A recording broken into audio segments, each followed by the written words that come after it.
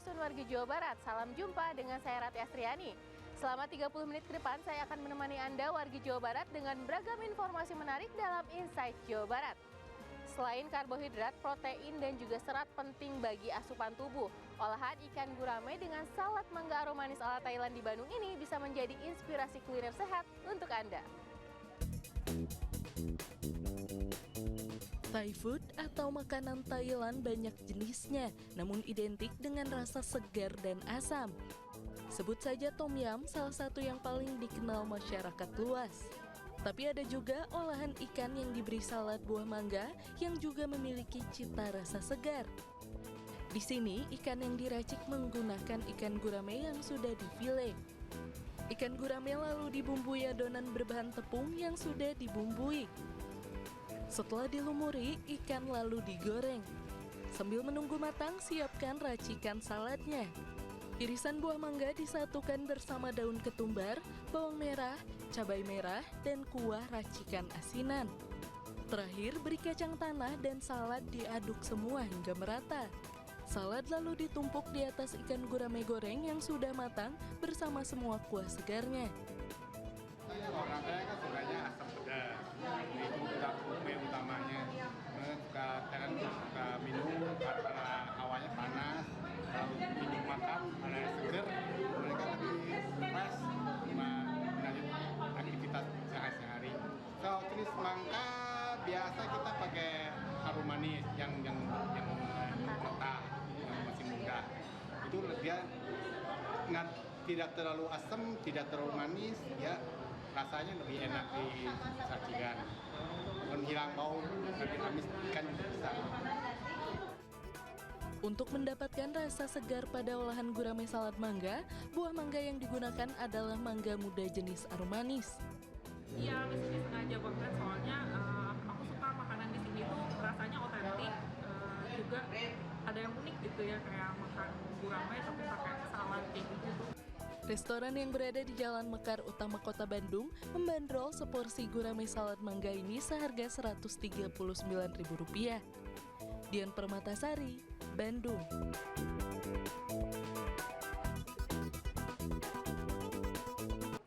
Selain sedap disantap usai digoreng atau dibakar, ikan gurame ternyata juga nikmat disantap saat diolah menjadi sop.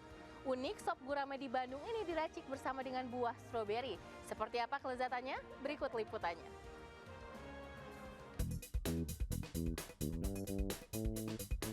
Buah stroberi umumnya diracik menjadi minuman seperti jus atau bahkan untuk pelengkap sop buah. Di Lembang, Kabupaten Bandung Barat, buah stroberi justru diracik bersama sop ikan gurame. Yuk kita intip cara meraciknya. Pertama, rebus dulu ikan gurame yang sudah dipotong-potong.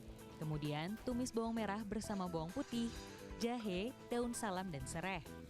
Lanjut masukkan air dan juga masukkan cabai merah, cabai rawit, bawang daun, dan stroberi segar. Setelah itu, masukkan perasan air jeruk dan bumbui dengan garam dan gula. Sop gurame stroberi disajikan dengan garnish daun kemangi dan buah stroberi. Stroberi yang menjadi topping atau dibubuhkan di sopnya itu adalah merupakan bagian seperti halnya kita ngasih tomat begitu, sama aja untuk unsur-unsurnya aja. Karena kan kita tahu kalau ikan itu amis ya. Jadi kalau semakin banyak rempahnya, semakin banyak penguatan di bumbunya, maka akan terhindar dari amisnya begitu. Jadi rasa-rasanya menjadi lebih pas begitu. Menikmati sop gurame stroberi di sini biasanya disantap dengan nasi liwet.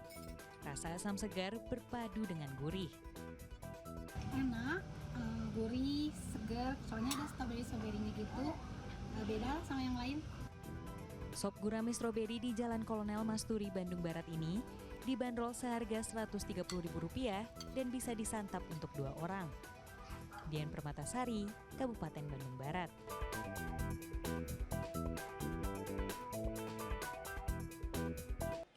Masih sajian menu utama dengan sentuhan buah stroberi. Apa jadinya jika buah stroberi ini diracik menjadi sambal bakar? Uniknya, sambal bakar stroberi ini dibakar di atas tembikar. Olahan sambal bakar tengah disukai karena memiliki rasa dan sensasi berbeda saat disantap. Biasanya sambal bakar diolah menggunakan cabai sebagai bahan dasarnya. Namun kali ini sambal bakar ditambahkan stroberi. Untuk membuatnya, pertama goreng dulu beberapa ekor udang. Sambil menunggu matang, dibuat dulu sambalnya. Tomat, cabai keriting, cabai rawit, bawang merah, dan cabai merah di blender. Lanjut, masukkan buah stroberi segar dan haluskan. Oseng semua bumbu dengan daun jeruk, garam, dan gula. Setelah menyatu, sambal stroberi dibakar di atas tembikan.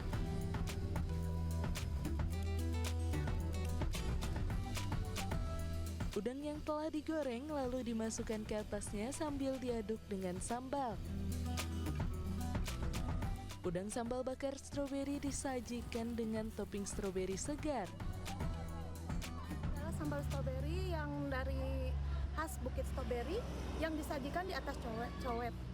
Nah, nanti itu diambilnya dari stroberi segar dari kebun kami, menciptakan inovasi baru supaya beda dari yang lain.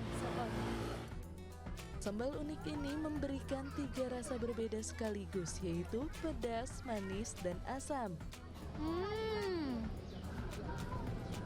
Nah, buah stroberi ini tidak hanya nikmat disajikan jus seperti ini, ternyata dijadikan sambal bakar pun nikmat karena ini memberikan sensasi yang berbeda. Jadi si sambalnya tuh manisnya tuh bukan dari gula, dari stroberi, dan ada rasa asamnya, apalagi ditambah sama udang. Seporsi udang sambal bakar stroberi di Jalan Raya Tangkuban Parahu, Lembang, Kabupaten Bandung Barat ini dihargai Rp55.000 per porsinya.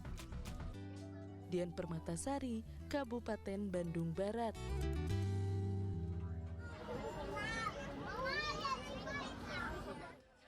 Informasi menarik lain mengenai cuan renyah kerupuk dorok-dok akan kami hadirkan sesaat lagi. Tetaplah bersama kami dalam Insight Jawa Barat.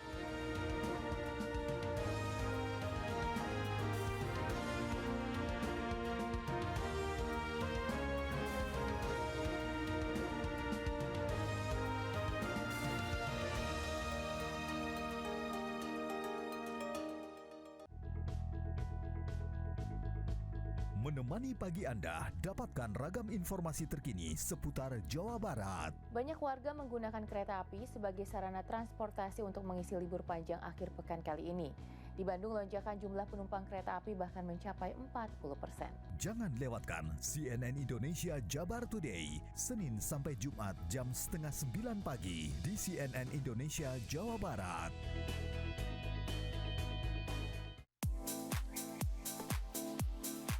Beragam trending topik mewarnai media sosial setiap harinya. Apa saja pembahasan para netizen di dunia maya?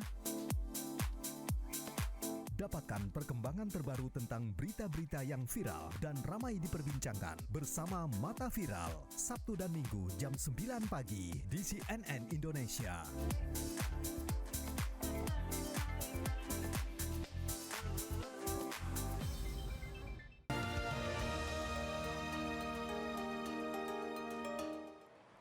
Terima kasih warga Jawa Barat masih bersama kami dalam Insight Jawa Barat. Kabupaten Garut terkenal dengan berbagai olahan dari bahan kulit. Salah satunya adalah kerupuk kulit dan juga dorok-dok. Usaha turun-temurun yang sudah bertahan selama puluhan tahun ini masih tetap bertahan di tengah gempuran banyaknya camilan kekinian. Berikut liputannya.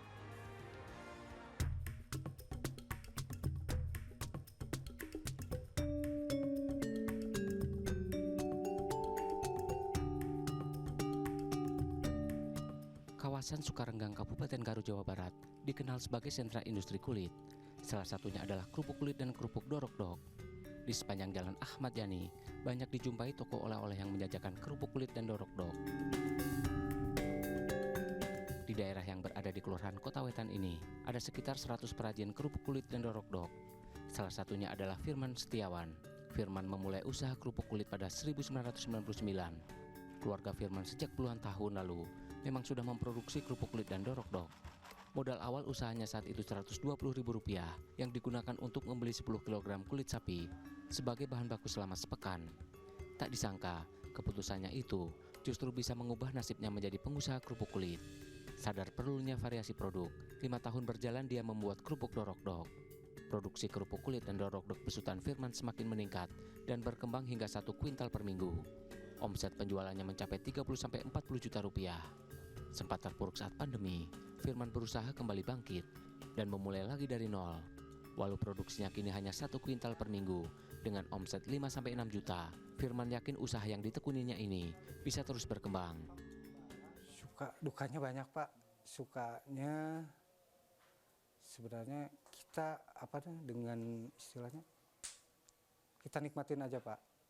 Jadi nikmatin usaha ini bahwa susah ya dibilangnya seperti apa. Jadi kita tuh menyayangi bidang usaha ini gitu seperti ini. Jadi lebih menyukai bidangnya. Tapi dukanya karena emang sebenarnya dukanya mah kurang sih Pak, sebenarnya mah kurang. Paling istilahnya kalau itu dukanya kalau jualan seperti ini ya kurang laku, nggak ada lagi. Tapi kalau sukanya lebih banyak karena dasarnya dari hati kita berusaha seperti ini dengan ada dasar kewajiban untuk keluarga juga, tapi kita juga mencintai bidang yang kami geluti. Kerupuk kulit dan dorok-dok buatan Firman dipasok ke sejumlah pusat oleh-oleh di Garut. Selain itu, telah menembus sejumlah wilayah lain seperti Jakarta, Bogor, Sumedang, dan daerah sekitarnya.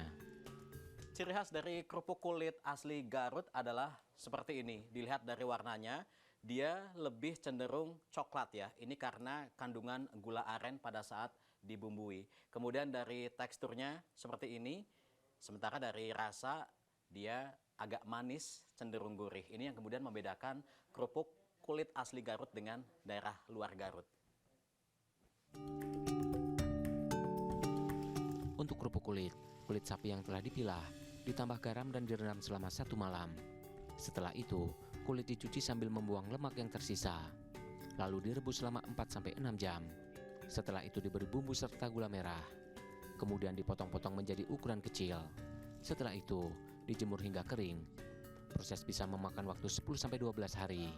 Sementara itu dorok-dok, setelah kulit melewati perendaman dan dicuci, kemudian dipotong-potong sesuai ukuran, lalu diberi bumbu-bumbu sampai meresap.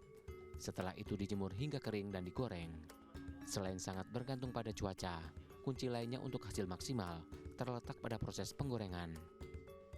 Nah, ini adalah dorok-dok yang telah melewati penggorengan awal selama 7 jam dengan menggunakan api kecil ya Kang ya. Kecil. Setelah ini dorok-dok digoreng ke minyak panas agar bisa mengembang, renyah dan gurih gitu ya.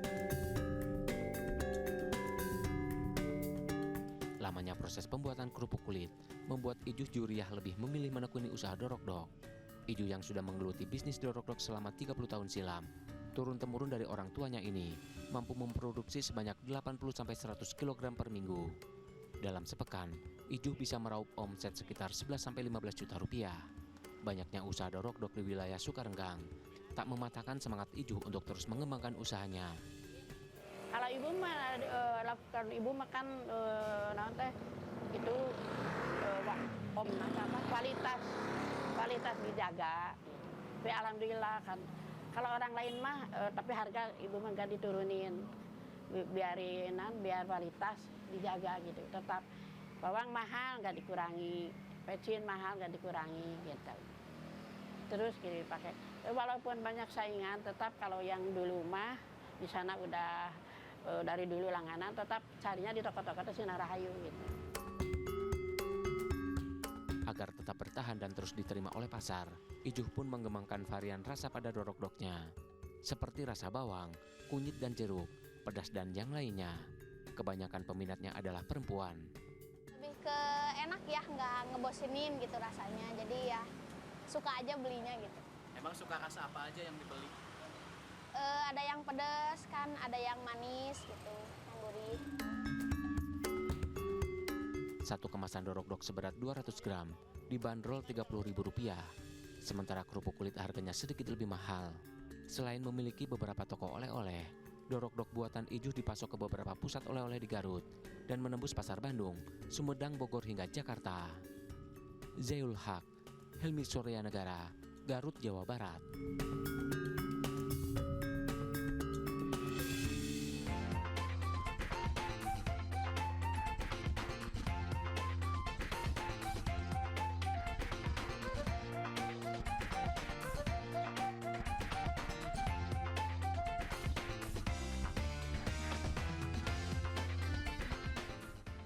Biji kopi bisa menghasilkan minuman dengan cita rasa yang nikmat. Tapi bagaimana dengan limbah kulit biji kopi?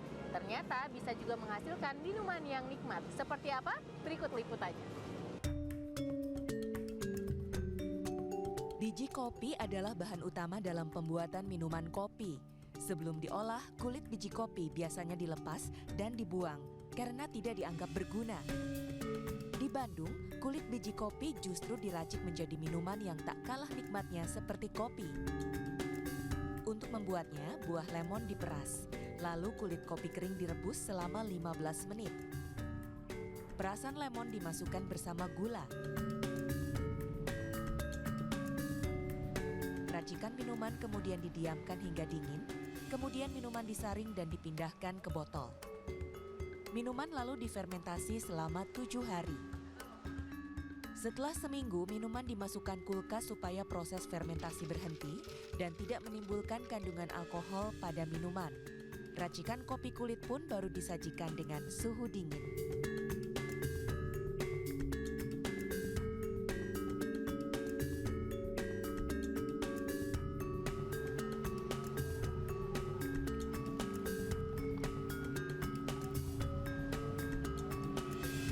Setelah dikupas kan sebagian ada yang dibuang atau sama kita dipakai. Terus kan habis dikupas dijemur dulu sebelumnya, dijemur sampai kering, nah baru bisa diolah. Ya minimal 4 hari, maksimal juga seminggu 7 hari. Dibiarkan di luar biar memfermentasi terus. Ketika udah seminggu, udah keluar sparklingnya, baru dimasukkan supaya berhenti si fermentasi tersebut, jadi tidak menimbulkan alkohol. Bagi penikmatnya, karena unik minuman kulit kopi ini membuat penasaran ingin mencobanya. Setelah saya cobain ini kopinya tuh dicampur lemon ya, itu rasanya seger dan nggak kepikiran aja sih kenapa bisa ada yang namanya kulit kopi itu bisa dijadiin minuman. Biasanya kan biji kopinya aja terus kulit kopinya nggak tahu kemana dan tuh ya, bisa dibuang atau diapain, ternyata masih bisa dimanfaatkan untuk menjadi suatu minuman yang ketika kita rasakan itu ternyata cukup enak dan menyegarkan. Minuman kulit kopi atau biasa disebut Kaskara di Jalan Talaga Bodas, Kota Bandung ini dibanderol mulai dari Rp32.000. Dian Permatasari, Bandung.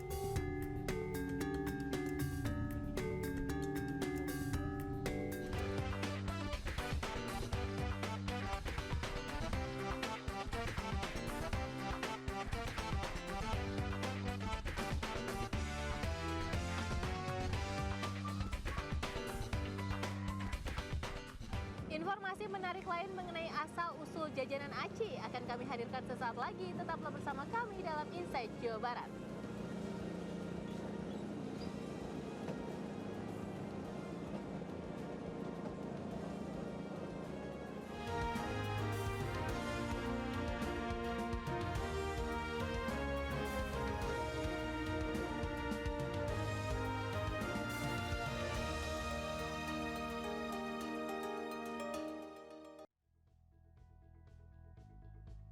Menemani pagi Anda, dapatkan ragam informasi terkini seputar Jawa Barat. Hujan yang deras yang mengguyur wilayah Sumedang membuat tebing setinggi kurang lebih 15 meter longsor.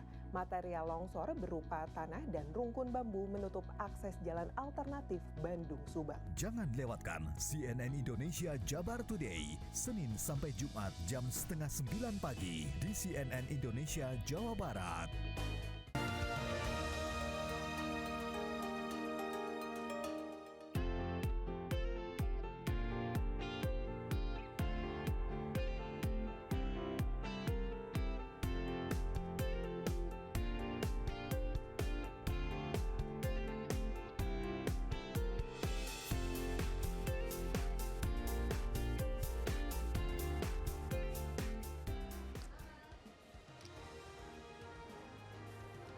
Terima kasih warga Jawa Barat masih bersama kami dalam Insight Jawa Barat.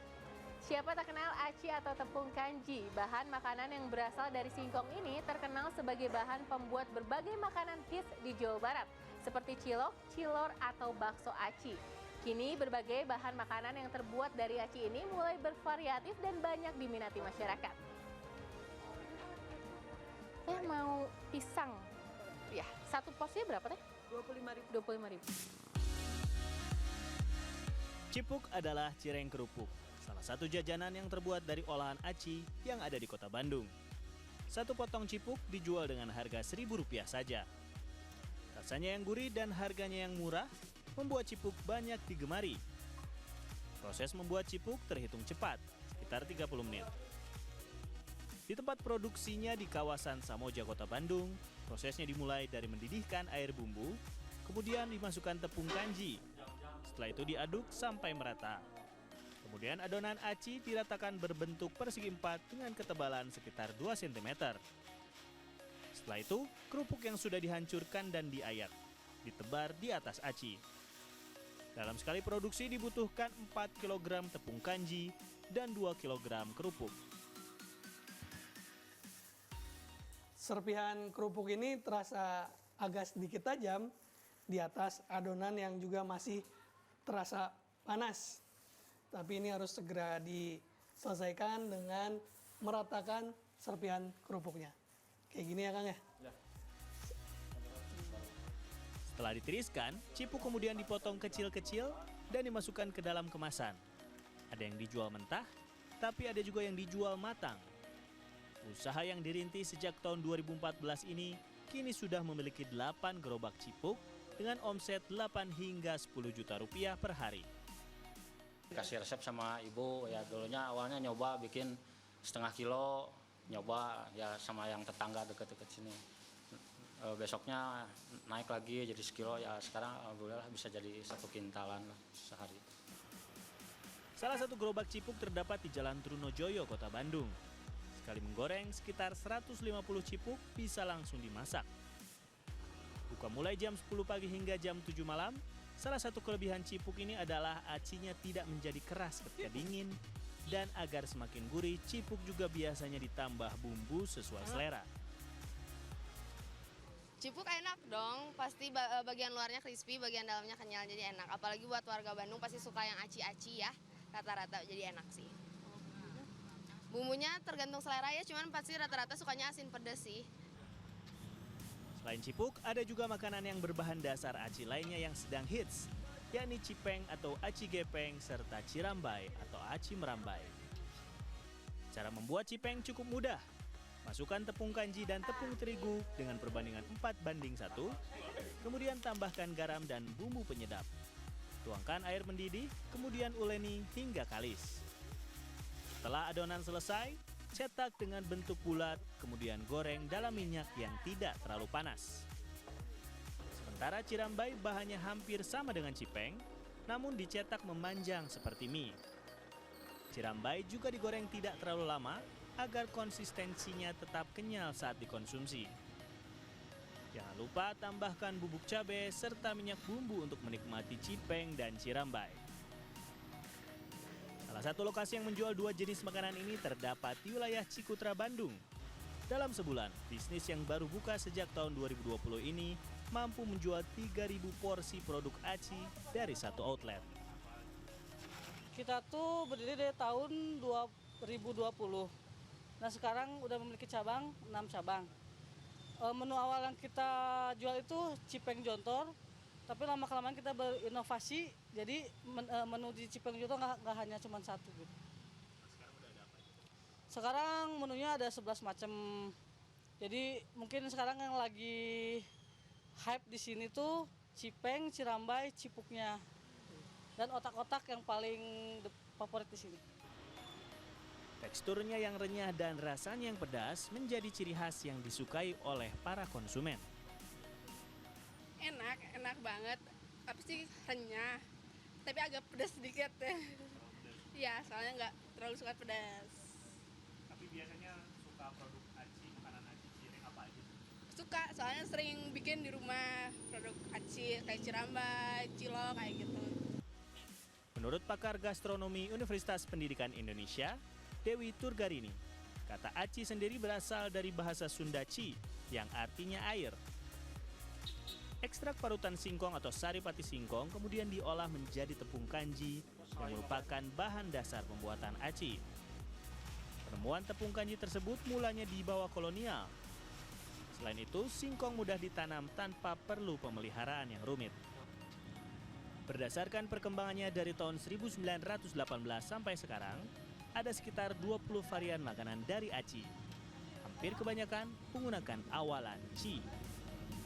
Berdasarkan sejarahnya sebenarnya aci ini yang berasal dari bahan baku singkong itu kan memang baru muncul di Nusantara itu pada abad ke-16 karena dibawa dari Amerika Selatan gitu ya. Jadi bukan makanan khas Indonesia sebetulnya. Kalau kita kepada kita aren ya, aci aren, nah itu memang produk makanan asli Indonesia. Tapi kalau aci singkong itu dari abad ke-16 itu dibawa oleh kolonial ke Indonesia. Kemudian berkembang lagi pada zaman Belanda, didistribusikan ke hampir seluruh Nusantara.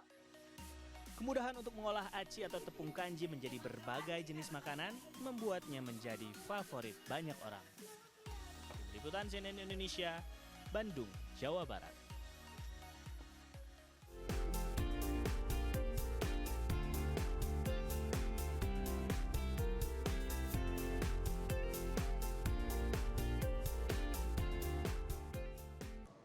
Nah, wargi Jawa Barat, sebelum saya lanjut makan, saya tutup dulu jumpa kita kali ini. Jangan lupa ikuti akun media sosial kami. Saksikan selalu Insight Jawa Barat setiap Senin hingga Jumat hanya di CNN Indonesia Jawa Barat. Saya Rati Astriani pamit, sampai jumpa. Wassalamualaikum warahmatullahi wabarakatuh.